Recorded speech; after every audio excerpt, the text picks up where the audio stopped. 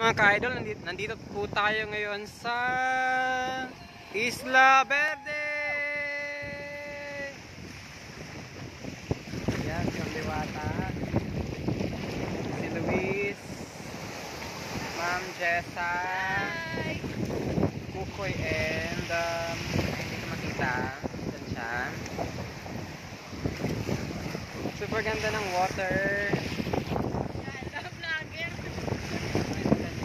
Crystal look, crystal look water.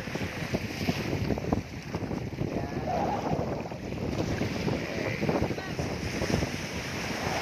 Napakalakas ng alon, agos ng tubig, mga ka-idol. As you can see, God is so great creating this isla, what we call Isla Verde. Yan.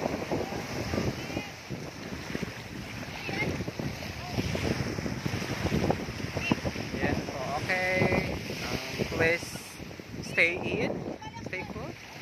Yes. Vlog ini vlog. Vlog. Okay.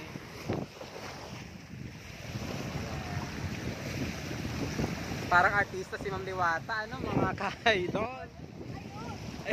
Napakaganda ni Ma'am Diwata.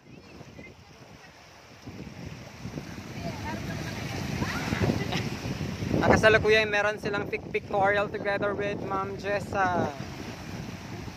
As you can see, napakalawak po ng isla na to, Isla Verde.